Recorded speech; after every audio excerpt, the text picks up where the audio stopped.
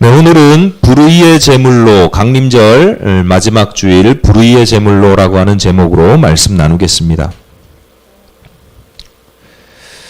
그 테니스 운동 중에 테니스라는 운동이 전 세계적으로 크고 작은 이제 대회들이 있지만 그 중에 가장 큰 대회, 그 메이저 대회라고 하는 게 보통 한 4개 정도, 4개를 메이저 대회라고 하는데요.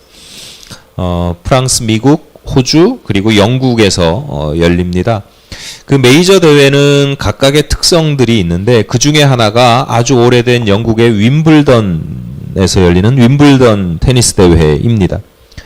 윈블던 대회가 전통이 있고 뭐 여러 가지로 특별하지만 그 중에 한 가지는 뭐냐면 코트, 테니스 코트가 다 다르거든요. 대회마다 코트가 다른데 테니스 코트가 보통 뭐 흙바닥에서 하는 것도 있고 뭐 클레이라고 하는 진흙 굳혀가지고 하는 데도 있고 뭐 여러 가지가 있는데 이 윈블던은 잔디에서 해요. 잔디, 천연 잔디. 그러니까 대회를 한번 열려면 이 잔디를 관리하는 일이 보통 힘든 게 아니죠. 대회를 열기 직전에 무슨 인조 잔디를 까는 게 아니고 천연 잔디니까 이게 계속 생육하잖아요. 생물이잖아요. 그러니까 그걸 일정한 건강 상태를 유지해야 되고 나중에 깎는 거야 뭐 일정한 높이로 맞춰서 깎지만 그 빠른 공이 바운드 되는 순간에 미끄러짐과 속도와 각도와 이런 것들을 다 고려해서 테니스 대회를 운영하기 때문에 이 관리하는 게 굉장히 어렵다는 거예요. 윈블던 대회가 열리는 테니스장은요 1년에 딱 한 번 사용한대요. 윈블던 대회 때 2주 동안만. 나머지 1년에 52주에서 2주 동안 대회하고 나머지 50주는 다 뭐해요? 테니스 코트 관리하고 준비하는 거예요. 그래서 그 테니스 코트를 관리하시는 분들의 사명감이나 책임감이 엄청나다는 거예요. 1년 내내 이걸 관리를 잘해야지 잘못하면 그 대회에 전 세계적으로 유명한 대회의 성패를 결정지을 수도 있기 때문에 자신들이 어떤 자세를 가지고 준비하느냐를 굉장히 중요하게 여긴다라는 거죠. 우리가 종종 실패와 성공을 경험합니다. 크고 작은 실패와 성공을 경험하는데 많은 경우에 이미 결과가 나와 봐서가 아니라 준비 단계에 결정되어 있는 경우가 많습니다. 제가 학창 시절에 그 지역에서 제가 자란 출신 지역에서 열리는 그 지역 성가 경연 대회, 무슨 중창 대회였는지 성가 경연 대회였는지 제가 고등학생 때였던 것 같아요. 참여한 적이 있는데 뭐 여러분 아시는 분은 아시겠지만 제가 무슨 경쟁하거나 뭐 이렇게 대회에 참여하는 걸 별로 즐기지 않아요. 제가 누군가를 이기면 진 사람한테 미안하고 상대방이 이기면 져서 내가 기분이 나빠서 경쟁하는 거에 대해서 사실은 굉장히 제가 힘들어해요. 그래서 TV에서 무슨 오디션 프로그램 같은 거 있잖아요. 뭐 노래하고 뭐 이렇게 하고 뭐 탈락시키고 하는 걸 전 못 봐요. 너무 안타까워서 속상해서 제가 왜 떨어져? 하여튼 떨어지는 것 자체 그런 걸 싫어해서 그 이후로는 아마 제 인생에 무슨 경연대회나 이런 걸 스스로 나가야 돼서 나가는 것 말고 스스로 나가본 적은 아마 딱 한 번도 없을 거예요. 그러니까 제 기억 속으로는 유일한 경연대회 참가였는데 고등부 동생들은 없었던 것 같고 제가 막내였던 것 같고 고등부 형 누나들하고 같이 함께 열심히 연습을 해서 그 대회에서 이제 1등으로 대상을 받았던 기억이 있어요. 전 딱 한 번 나가가지고 100% 승률 우승을 했어요. 나중에 들은 얘기인데 심사 결과가 나오기 전에 관객들은 이미 알았대요. 들어보고 그걸 들어보고 아, 저 팀이 우승하겠구나. 왜냐하면 찬양을 하는데 그 예배당 큰 교회 예배당 중층이 있잖아요. 중층의 난간 이렇게 쇠파이프 같은 거 스테인레스로 이렇게 안 떨어지게 앞에다 막아놓은 그 난간이 있는데 육성으로 했는데 그 난간이 소리에 부르르 떨리더라는 거예요. 그래서 아, 저 팀이다 다 생각을 했대요. 근데 사실은 저희들도 준비를 하면서 우승은 아니라도 어느 정도 성과는 내겠다. 잘하면 우승은 거의 확실하겠다. 이렇게 준비하는 경우에 이미 예상을 했어요. 왜냐하면 중창을 연습을 할 때 처음에 음정 박자를 맞추잖아요. 노래 음정이 이렇게 되고 박자가 이렇게 되고 그 다음에 소리를 좀 잘 내는 연습들을 합니다. 그래서 어느 정도 되면 그 다음에는 노래 가사를 외워요. 이거를 악보를 보고 부르면 안 되거든요. 중창이기 때문에 혼자 하는 노래가 아니기 때문에 가사를 다 외웁니다. 다 외우고 난 다음에 그 다음부터는 어떻게 하냐? 같이 노래를 부르면서 옆 사람의 소리를 들어요. 내 소리만 듣는 게 아니라 옆 사람의 소리를 들으면서 내 목소리를 크게 내야 될 때 어느 정도 크게 내고 적게 낼 때 어느 정도 작게 내고 짜여진 어느 부분에서 세고 어느 부분에서 약하고 느리고 빠르고 하는 게 있는데 다른 사람 소리를 안 들으면 그걸 맞춰갈 수가 없잖아요. 그래서 소리를 맞춰가요. 그래서 점점 맞아가면 어느 순간은 이제 그 순간이 지나면 그 다음부터는 이제 서로 듣기만 하는 게 아니라 눈빛을 보면서 눈빛을 스쳐가면서 이렇게 눈빛으로 이렇게 이야기하면서 그러면서 노래를 하게 돼요. 그러니까 여유가 생기는 거죠. 여유 있게 이렇게 막 노래하다 보면 이제 됐다 싶은 순간이 와요. 무슨 얘기냐면 더 이상 잘할 수 없을 때, 완벽할 때, 그러니까 우리가 할 수 있는 한, 우리가 가지고 있는 실력에서 더 이상 할 수 없을 때, 완벽할 때 그 순간이 와요. 그 다음부터 연습을 안 하느냐? 아니요. 그 순간이 그 상황이 계속 지속되도록 무슨 얘기냐면 그때부터는 이제 실수하지 않도록 어떤 상황이 생겼을 때 실수하지 않도록 계속 그 다음부터는 익히는 거예요. 그걸 익히는 연습을 해요. 그러고 나갔으니까 대회에 나갔으니까 뭐 특별한 일 아니면 뭐 누가 아파서 그날 감기에 걸려서 목이 잠기거나 뭐 이렇게 실수하지 않으면 우승을 하겠다. 그런 생각을 했었죠.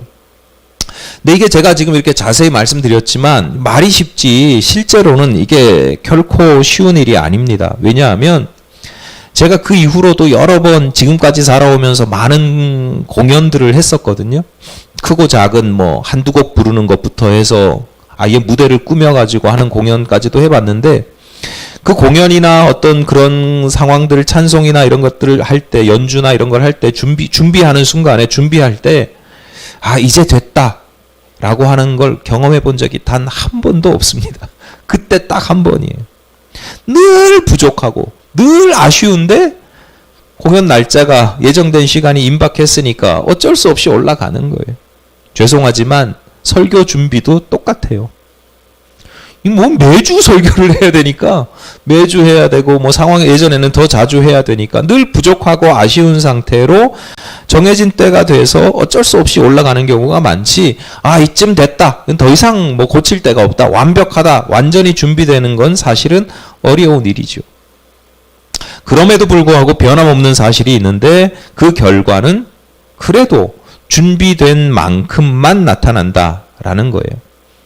준비된 만큼에서 못 나타날 수는 있어요. 아까 말씀드렸듯이 실수하거나 뭐 여러 가지 사건 사고가 생길 수 있으니까. 그런데 준비한 것보다 더 잘 되지는 않아요. 스타벅스의 창업자 하워드 슐츠가 한 말이 있습니다. 불행은 누구에게나 올 수 있지만 불행은 누구에게나 온대요. 여러분 내가 특별히 잘못해서 오는 게 아니에요. 불행은 누구에게나 올 수 있지만 기회는 준비된 자에게만 온다. 기회는 준비된 자에게만 온다. 그러므로 성숙한 사람들은 준비하는 일에 열심을 냅니다. 내가 완벽하진 못하더라도 아 이제 됐어. 더 이상 안 해도 돼. 여기가 끝이야. 이쯤 하면 이제 됐다 싶은 것까지는 아니더라도 내가 할 수 있는 만큼 최선을 다해서 제가 설교 준비를 아무리 해도 완벽하게 준비가 안 된다고 해서 대충 해 이러진 않잖아요. 할 수 있는 만큼 최선을 다하잖아요. 왜냐하면 그에 따른 결과는 이미 나타난 것이나 마찬가지이기 때문에 그렇습니다. 여러분 원하시는 게 있으시면 이루고 싶으신 것이 있으시면 준비를 잘 해야 됩니다. 신앙적으로도 마찬가지입니다. 여러분 예를 들어서 예배를 잘 드리고 싶고 예배 가운데 은혜 받고 싶고 예배를 통해서 하나님과의 인격적인 만남을 갖고 싶고 나에게 오늘 하나님께서 주시는 계시의 말씀, 나에게 주시는 계시의 말씀, 지혜의 말씀을 듣고 싶으시면 은총과 축복을 경험하고 싶으시면 하나님의 목도 있고 여기서 설교를 전하거나 예배를 인도하는 사람들의 목도 있지만 준비하는 나의 몫이 사실은 굉장히 커요. 사모하는 자세로 하나님을 만날 준비가 되어 있고 말씀을 들을 준비가 되어 있고 은총을 경험할 준비를 하는 성도들의 몫이 크다. 제가 강림절 시작하면서 예배 전에 우리 예배를 준비하는 마음으로 찬송합시다. 근데 여전히 뒤에서 떠들고 오면 인사하고 예배 끝나고 해도 되는데 이 습관이 안 된 거예요. 준비하는 습관이 안 된 거예요. 이걸 제가 언제 또 깨달았냐면 얼마 전에 묵상글에도 제가 썼는데 1박 2일 짧은 영성수련회를 제가 다녀왔어요. 거기서 영성수련회니까 이제 기도를 인도하시는 분이 계신데, 기도를 가르치고 인도하시는 분이 계시는데, 목사님인데, 그 목사님이 기도를 이제 인도하시는 분이, 우리 다 같이 기도하기 전에 이제 인도를 하시는 거예요. 다 같이 기도합시다. 뭐, 통성으로 뭐, 주여 삼창하시고 통성으로 기도합시다. 이게 아니고요. 자세를 바르게 하십시오. 허리를 펴고 자세를 바르게 하십시오. 호흡을 고르게 하십시오. 편하게 하십시오. 호흡을 느끼십시오. 기도하는 준비를, 그런 걸 준비를 하는데 한 20-30초밖에 안 걸려요. 그렇게 준비하고 기도를 하니까요, 기도에 몰입되는 정도가 달라요. 제가 왜 충격을 받았냐면, 그걸 배우면서 제가 평소에 기도하는 습관이나 이런 게 평소에 신앙생활을 하면서 기도하면서 하던 생활들을 이렇게 돌아보니까 그렇게 기도한 적이 한 번도 없는 거예요. 항상 매번 기도하면 눈 감자마자 어디 가면 자리에 앉자마자 기도를 되게 급하게 이렇게 막 했던 거죠. 그때 제가 깨달았어요. 아, 매사에 준비하는 게 이렇게 중요하구나. 성도는 매사를 준비하는 기도도 하지만 기도도 준비해서 하는 기도가 다르구나. 기도에도 준비가 필요하구나. 마음 고르고 숨 고르고 이거 뭐 얼마나 걸려요. 근데 우리는 기도조차도 급하게 한단 말이에요. 앉자마자 하나님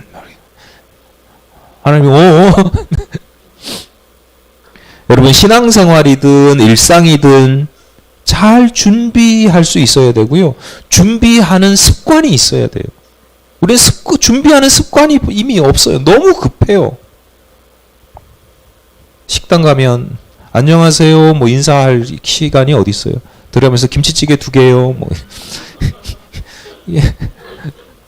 그거 뭐 얼마 걸리지도 않는데 우리 그런 생활, 그런 습관 속에서 신앙생활도 그렇게 하거든요. 준비된 자에게 기회도 오는 것이고 준비된 자에게 은혜도 오는 법입니다. 오늘 본문은 예수님께서 제자들에게 들려주신 비유 중에 일부인데요.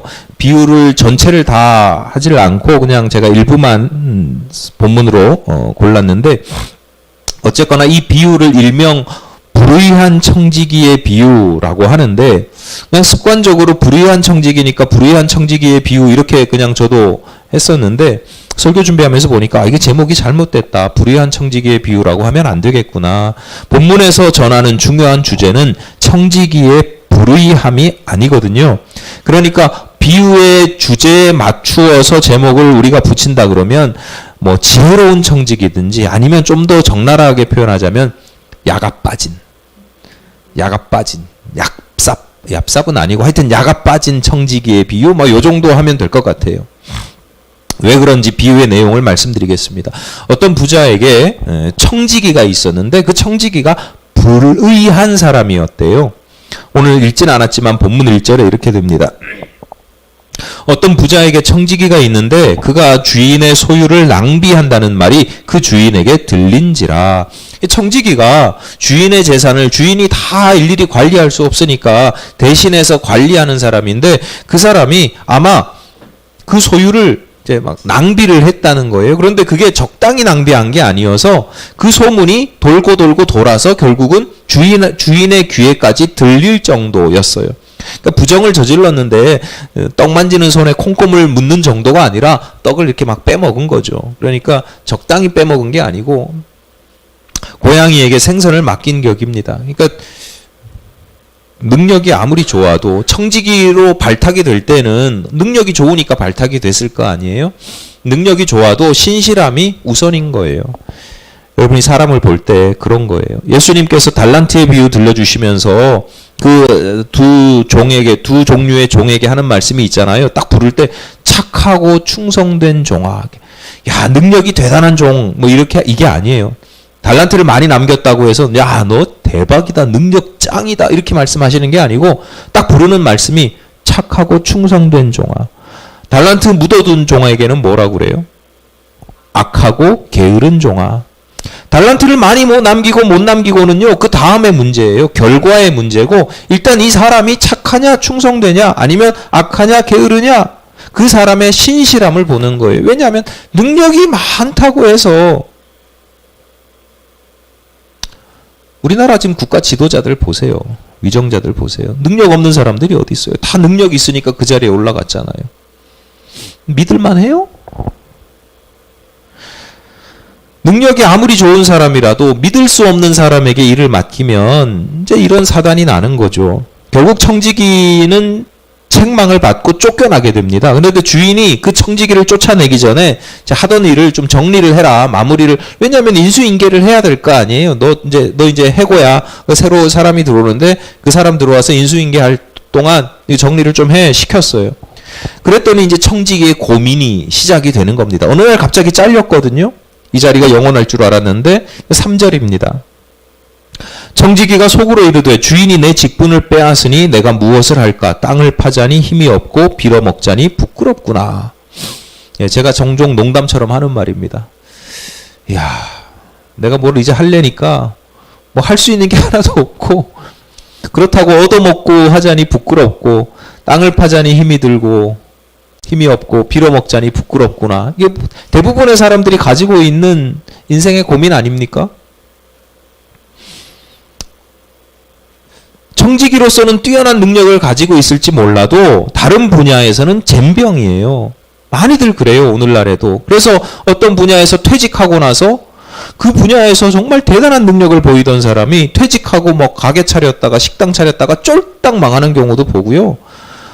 야, 저 사람이 어떻게 저렇게 젬병이야? 뭐 이런 경우를 종종 봅니다. 그래서 고민하는 거잖아요. 퇴직하고 나서 뭘 할 수 있을까? 염려가 되기도 하죠. 그래서 결과적으로 뭐 인생의 후반전에서 실패하고 망하는 경우를 종종 봅니다. 청지기는 결국 어떻게 할까 고민하다가 마지막까지, 떠나는 날까지 불의한 청지기답게 불의를 저지릅니다. 주인에게 빚진 자들을 다 불러서 채무증서를 위조합니다. 기름 100마를 빌렸다라고 되어 있으면 50말만 빌렸다고 고쳐줍니다. 100억을 빌렸는데 50억 빌렸다 그러고 까주는 거예요. 밀 100석을 빌렸으면 80석만 빌렸다. 적당히 해야 되는데 50%, 20% 막 까주는 거예요. 왜 그래요? 내가 여기서 쫓겨날 건 자명하고, 이제 쫓겨나면 거기 가서 신세 좀 지려고. 야, 지난번에 내가 좀 봐줬잖아. 프리미엄 좀 줘. 뭐 이러는 거죠. 저는 어떤 문제를 해석할 때, 살아가면서 일어나는 어떤 문제를 해석할 때 제일 먼저 보는 게 이게 사람의 문제인지 사건의 문제인지를 보거든요. 사건의 문제면 누구나 실수할 수 있고 누구나 잘못할 수 있고 시행착오를 겪을 수 있잖아요. 사건의 문제면 그 사건만 고치면 돼요. 그런데 뭐 소를 잃고 나서라도, 소를 잃고 소가 없더라도 외양간이 문제면 외양간 고치면 돼요. 그런데 이게 사람이 문제면 그 사람을 고쳐야 돼요. 사람을 고치지 않고 사건을 계속 고쳐봐야, 사람을 고치지 않으면 이게 무용지물이에요. 계속 반복되거든요. 그러니까 오늘 본문의 사건은 이 불의한 청지기라고 성경에서부터 이렇게 이야기하고 있는 것처럼 이 본문의 사건은 누가 문제냐면 이게 사람의 문제거든요. 청지기가 돈을 떼먹은 게 문제가 아니고 낭비한 게 문제가 아니고 돈을 떼먹고 낭비하는 불의한 청지기가 문제예요. 청지기가 쫓겨난 건 불의하기 때문이죠. 아니나 다를까 끝까지 부정을 지르잖아요. 그런데도 예수님은 이 청지기를 이야기하시면서 그 청지기를 칭찬하신단 말이에요. 본문 8절 전반부입니다. 주인이 이 옳지 않은 청지기가 이를 지혜 있게 하였으므로 칭찬하였으니, 주인이 이 청지기를 자기 재산 다 말아먹었는데도 칭찬한 이유가 딱 한 가지예요. 지혜랍니다. 지혜. 이를 지혜롭게 했대요. 부정한 방법으로 불의한 일을 하는 것이 지혜입니까? 남을 속이고 남에게 손해를 끼치는 것이 그게 지혜입니까? 아니에요. 지금 이 주인이 이야기하는 건, 야, 참 지혜롭다라고 하는 건 자신의 미래를 했다는 점이에요. 할 수 있는 한 최선을 다해서, 좀 더 노골적으로 말씀드리면, 정확하게 말씀드리면, 수단과 방법을 가리지 않고서라도 자신의 앞날을 준비하는 것을 자기 인생에서 중요하게 여겼다라는 거예요. 사실 오늘 본문의 비유가 난해하죠. 예수님께서 이 난해한 비유를 들려주시는 이유가 있어요. 근본적인 이유가 있어요. 본문 8절, 오늘 우리가 읽은 본문 8절 후반부입니다. 이 세대의 아들들이 자기 시대에 있어서는 빛의 아들들보다 더 지혜로움이니라. 세상 사람들은 자신의 앞날을 위해서 수단과 방법을, 이처럼 수단과 방법을 가리지 않고 잘 준비한다. 우리가 살아가는 세상이 경쟁사회잖아요. 제가 아까 그래서 전형적인 경쟁사회에서 이렇게 막 누가 붙고 떨어지고, 너무 저는 그걸 싫어하는데, 어쨌거나 이 경쟁사회를 살아가면서 사람들이 치열하게 살아가요. 경쟁에서 이겨야 되니까. 근데 경쟁에서 이기고 치열한 거는 그나마 좀 이해가 되는데, 치열함을 넘어서 비열함이 보일 때가 종종 있어요. 대부분 이기려고 하다 보면 비열한 방법들을 쓰지요. 학생들이 점수를 1점이라도 더 받으려고 하고 좋은 대학에 들어가려고 하는 것도 다 마찬가지거든요. 미래를 위해서 하는 거예요. 내 인생의 미래를 위해서, 내 자녀의 미래를 위해서. 직장에 들어가는 것, 집을 마련하는 것, 노후를 준비하는 것 다 마찬가지예요. 얼마나 열심히 해요. 예를 들어서 어느 집에 아이가 고3이 되면 수험생이 그 집안의 중심이 되잖아요. 항상 수험생의 눈치를 보고 도무지 저는 이해할 수가 없어요. 저희 집에서 그런 일이 있지도 않지만 있었다? 상상할 수 없는 일이죠.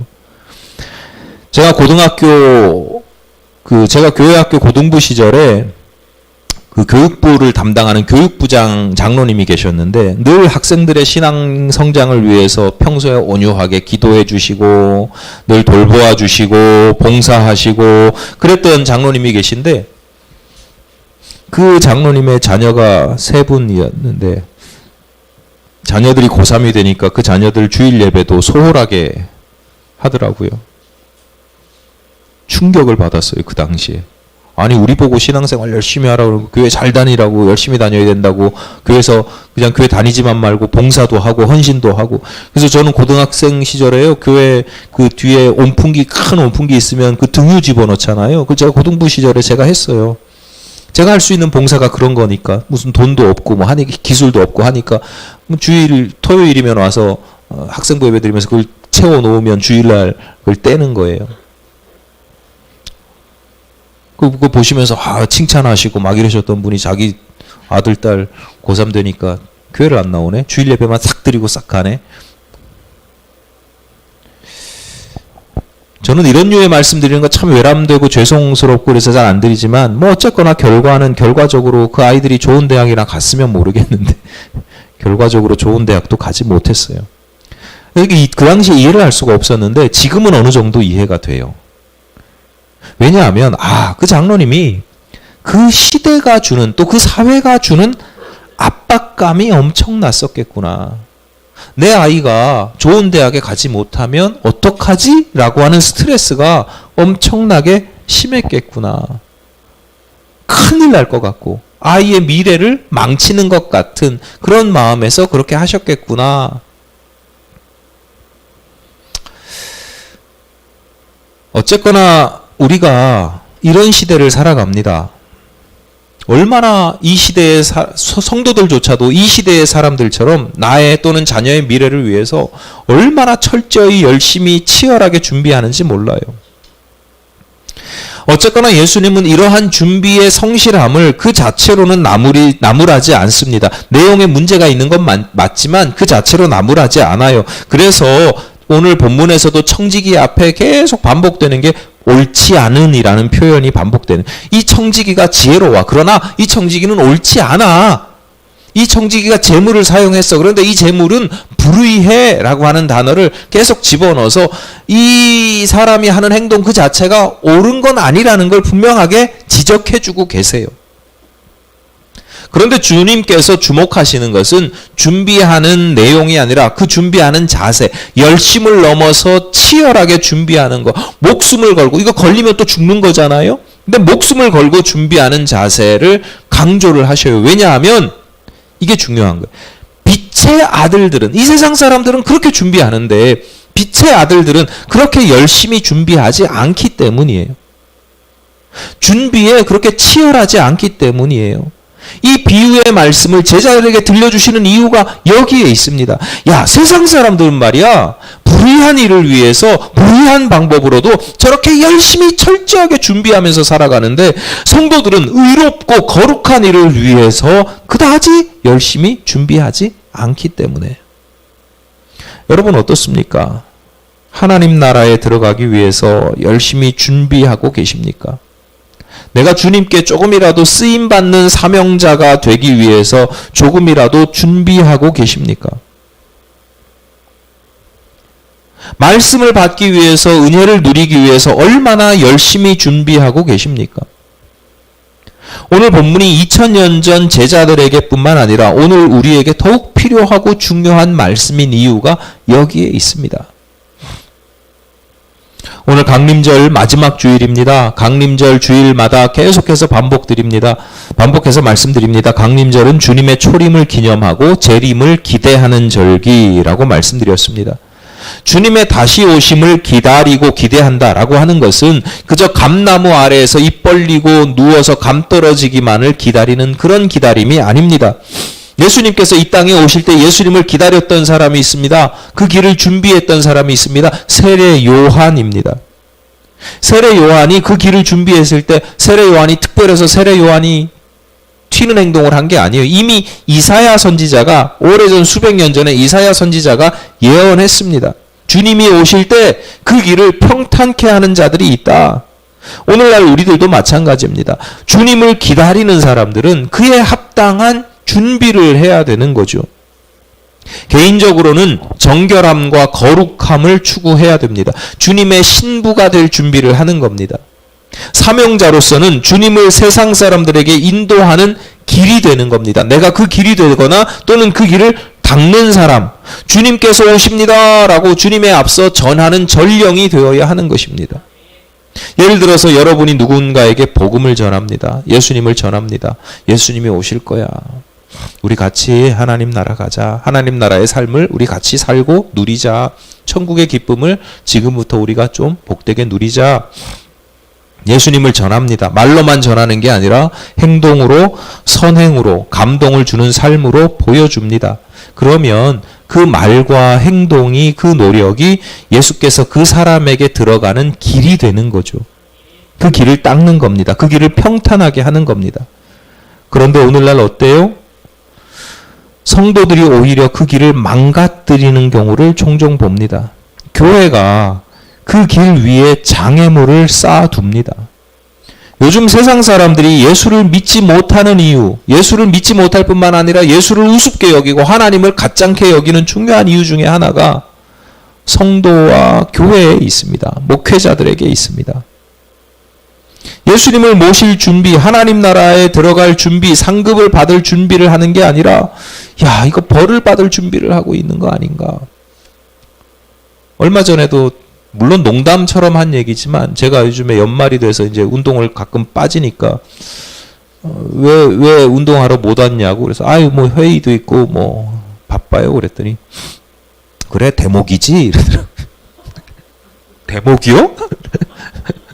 무슨 세상 사람들이 이렇게 생각하는구나. 크리스마스 되고 성탄절 되면 목사가 막 돈 끌어 담고 근데 오해지만 그걸 누가 그렇게 보여줬겠어요 그걸. 야, 이건 교회가 성도들이 지옥 들어갈 준비를 하는 거지 이거 하나님 나라에 들어갈 준비를 하는 게 절대로 아니구나. 예수님을 모실 준비를 하는 게 아니라 예수님을 내칠 준비를 다 하고 있구나. 그래서 안타깝습니다. 왜냐하면 우리가 뭐 다 같이 형제교회고 자매교회고 형제고 자매인 성도들이 그런 것도 있는데 또 한 가지는요 무서운 게 있어요. 이런 세상에 살아가면 어느 순간 나도 모르게 나도 그렇게 될 수 있겠다. 나도 그렇게 되어 있는 것 아닌가? 제 자신도 제가 볼 때는 거룩하다, 나름 뭐 아니라고 하지만 주님 보시기에 주님을 박대하는 모습으로 살아가고 있는 건 아닌가, 그런 두려움이 찾아올 때도 있습니다. 왜냐하면 지금 제가 이렇게 비판하는 그런 모습을 가진 사람들이 스스로가 주님을 가로막는 내가 바리케이트라고 생각하시는 분은 아무도 없거든요. 주님 잘 믿는다고, 열심히 전도한다고 생각하거든요. 나도 그런 거 아니야? 뭐 이런 생각 드는 거죠. 여러분, 우리는 늘 준비하는 사람, 주님의 길을 준비하는 사람이라는 사실을 기억하시기를 바랍니다. 내 삶의 모든 순간순간들은 지나온 과거의 열매이기도 하지만 더불어서 미래를 준비하는 시간입니다. 내게 주어진 시간은요, 하나님 나라를 위한 준비할 수 있는 시간으로 하나님께서 주신 은혜의 시간입니다. 어떻게 준비해야 됩니까? 예수님께서 본문의 비유를 통해서 그 준비하는 방법이나 열심이나 이런 것들을 교훈하지 않으세요. 예수님 딱 하나 말씀하시거든요. 지혜를 이야기합니다. 지혜를 강조하셔요. 그러니까 오늘 말씀을 통해서 우리가 준비하는 자의 지혜를 배울 수 있는데 짧게 세 가지만 말씀을 드립니다. 첫 번째는 뭐냐? 우리가 지혜가 있어야 되는데 준비하는 것 자체가 지혜입니다. 그러니까 지혜 있는 사람은 준비하는 거예요. 앞서 계속해서 말씀드린 내용이에요. 그 내용이에요. 준비를 어떻게 하느냐에 따라서 우리의 미래가 결정된 것이나 마찬가지니까 우리는 늘 잘 준비해야 된다. 아까 서로 인사했잖아요. 그래서 잘 준비합시다. 그렇게 인사했잖아요. 늘 준비하는 자, 내가 뭔가를 늘 준비해야 된다라는 거 늘 생각하면서 살아야 되는데 신앙적으로도 일상에서도 다 마찬가지. 그러니까 준비하는 것 자체가 지혜예요. 지혜 없는 사람들은 준비를 안 해. 뭐 해야 되는데 다 해야 되는데 뭐 하고 싶은데 다 있는데 준비를 안 해요. 지혜로운 사람들은 조금씩 1년 후, 2년 후, 10년 후의 일들을요 다 준비를 해요. 준비가 완벽하지 않더라도 그 마인드 자체가 지혜예요. 여러분, 준비 항상 뭐 하면 준비 잘 하시고, 준비가 또 습관도 돼야 돼요. 아까 말씀드린 것처럼 들어가자마자 그냥 하나님 뭐 이렇게 하지 마시고 준비 좀 하시고. 두 번째는 뭐냐면 준비에는 비용이 들어간다는 걸 알아야 돼. 지혜로운, 우리가 가져야 될 지혜 중에 하나는 뭐냐면 준비에는 비용이 들어간다. 9절 전반부입니다. 내가 너희에게 말하노니 불의의 제물로 친구를 사귀라. 친구를 사귀기 위해서는 불의의 제물을 사용할 수 있어야 합니다. 불의 빼도 돼요. 친구를 사귀기 위해서는 제물을 사용해야 됩니다. 제물 아까워하고 돈 쓰는 거 아까워하고 재물을 인생의 목표로 삼고 재물을 위해서 살아가는 사람들은 절대로 친구를 사귈 수 없습니다. 돈이 많으니까 주변에 사람들 많을 수 있어요. 그 사람들 친구예요? 아니에요. 상황 싹 바뀌면 싹 안면 몰수합니다. 주변에 사람들이 많이 있어도 그 사람은 그 사람의 친구가 아니라 그 사람이 가진 돈의 친구예요. 그들은 친구가 되지 않습니다. 재물은 사용해야 됩니다. 그래야 친구를 얻을 수 있는 거죠. 재물은 비유입니다. 비유. 꼭 돈에 집착하지 마세요. 여기서 불의한 재물은 비유예요.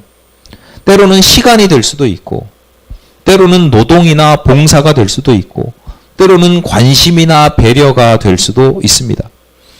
지혜로운 성도는 내가 준비하는 과정에 아무 노력이나 희생이 없는 준비는 없다. 좋은 것을 얻기 위해서는 반드시 대가를 어느 정도 치러야 된다. 여러분, 내가 은혜를 사모해요. 하나님 은혜 받고 싶어요. 가만히 있으면 은혜가 떨어집니까? 말씀을 들어야죠. 기도를 해야죠. 신앙적인 노력을 해야 됩니다. 맨날 그런 거 하나도 안 하면서 은혜 받고 싶고 옛날에 성령 충만했을 때로 돌아가고 싶고, 쥐뿔 아무것도 안 하면서 뭘요. 제가 묵상글 쓰잖아요. 매일 평일날 묵상글 써서 밴드에다가 링크 걸어서 올려요. 주변 목사님들이 다 놀래요. 어떻게 매일 그렇게 쓰냐고. 그 읽는 분이 한두 분 계셔서 제가 쓰는 거예요. 고민이에요, 요즘에. 이제 그만 써야 되겠다. 읽는 분이 없어서. 근데 저희 아내가 맨날 그 얘기 하거든요. 너무 지루하다, 길다, 재미없다. 짧게 써라. 제가 한번 읽어보면 3, 4분이면 다 읽어요. 앞에 기도하고 찬송하고 뭐 끝나고 기도하고 해도요. 10분 아니면 다 돼요. 하루에 10분 정도 시간 못 내십니까? 아침에 일어나, 저는 아침에 묵상글 아침에 오전에 보시는 거 추천하는데, 일어나서 기도하고 찬송 한 장 부르고 그 성경 본문 하나 읽고 그다음에 쭉 읽은 다음에 거기서 내 마음에 묵상글이니까, 설교 아니니까 묵상글이니까 딱 꽂히는 거 하나 주제 가지고, 하나님 오늘 제가 이렇게 살아가고 싶습니다. 기도하고 10분도 안 걸리는데 그거 안 해요. 제가 늘 말씀드리지만 밴드에 누가 읽었는지 다 나온다니까요. 제가 안 보는 것 같아도 다 봐요. 그러니까 그거 하시라는 게 아니라 제가 늘 강요 안 하잖아요. 그런데 그런 노력도 하지 않으면서 뭐 주일 오후 예배하고 뭐 수요 예배하고 뭐 하면 뭐 하냐고, 오지도 않으면서. 그러니까 이거 제가 원망하거나 한탄하는 거 아니에요. 그냥 제가 늘 그런 마음들을 가지고 있어요. 그런 생각 다 보고 있단 말이에요.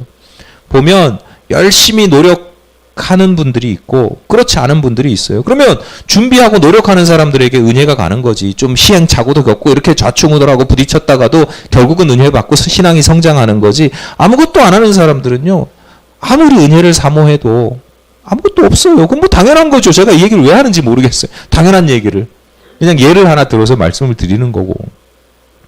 좀 노력하십시오. 은혜를 사모하면 내 인생에 하나님께서 나를 붙잡아 주시기를 원하고, 하나님 말씀이 계시의 말씀으로 들리고, 어느 순간 위기의 순간 지혜의 말씀이 하나님께서 너 이렇게 해야 되지 않겠니? 그렇게 들으시려면 좀 기도도 하시고 신앙적인 노력도 하셔야 된다. 비용이 들어간다. 돈 아끼는 것처럼 그런 거 아끼면 절대로 못 얻어요. 그게 지혜죠. 뭐 지혜 같지도 않은 지혜입니다. 비용을 써야 된다. 비용을 들여야 된다. 마지막 어떤 지혜가 있어야 되느냐? 분별력이 있어야죠. 준비에 비용이 들어간다는 건요, 이게 교환의 가치가 성립이 된다는 거예요. 뭘 주고 뭘 받는 거죠. 불의한 재물이라는 건 이게 한시적이라는 거예요. 불의한 재물이라고 하는 건 영원하지 않습니다. 한시적입니다. 본문의 청지기처럼 한때 내 마음대로 다 관리하던 주인의 그 소유가 한순간에 물거품처럼 다 사라지잖아요.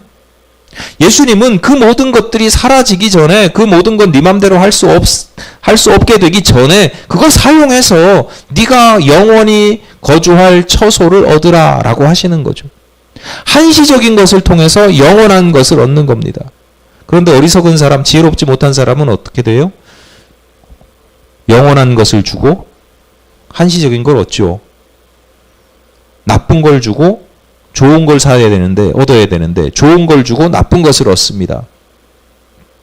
성도들은 하나님의 나라가 좋은 것이라는 분별력이 있는 사람이에요. 이 땅은 결국은 한시적이다. 내가 이 땅에서 즐기고 쾌락을 즐기고 뭐 세상에서 뭐 다 좋지만 이거 결국은 한시적인 거다. 믿음이 없는 사람들은 이 한시적인 세상의 삶을 추구하느라 영원한 하나님 나라의 삶을 포기해버리는 거죠. 우리 성도들은, 지혜로운 성도들은, 분별력이 있는 성도들은 하나님 나라의 삶을, 진정한 행복과 진정한 참 평안을 얻기 위해서 세상의 그런 뭐 번잡함과 불의함과 이런 것들, 한시적인 거, 이런 것들을 내려놓는 거죠. 그걸 바꾸는 겁니다. 교환하는 겁니다. 여러분, 강림절이 한 주 남았고요. 12월도 이제 강림절 이번 주 중에까지 해서 성탄절까지 한 주 남았고요. 12월도 2주 남았습니다. 이제 새해를 준비해야 합니다. 주님의 오심을 준비해야 됩니다. 여러분, 내가 무엇을 추구하며 살아가는지, 내가 그것을 위해서 무엇을 준비하고 있는지, 내가 어떤 비용과 대가를 치러야 하는지를 잘 성찰하고 묵상하시기를 바랍니다. 그래, 뭐 지혜가 있어야 돼. 준비해야 돼. 비용 치러야 되는데 분별력 있게 좋은 걸로 바꿔야지. 여기서 멈추지 마시고 나한테 개개인적으로 여러분이 올 한 해를 마감하고 새로운 한 해를 준비하면서 이제 내 인생을 전체적으로 돌아볼 때, 내가 지금 이 시점에서는 뭘 준비해야 되고, 내가 치를 수 있는 비용과 이 대가는 무엇이고, 그래서 내가 무엇을 얻을 수 있는지를 좀 더 구체적으로, 제가 말씀드리는 건 여기까지고, 여러분이 하실 몫이에요. 여러분이 그런 것들을 묵상하시면서 찾아내시면서 그렇게 새해의 기도 제목으로 삼고 그렇게 잘 준비하면서 주님 보시기에 지혜롭게 하나님 나라를 준비하는 한 주간 되시기를 간절히 바랍니다.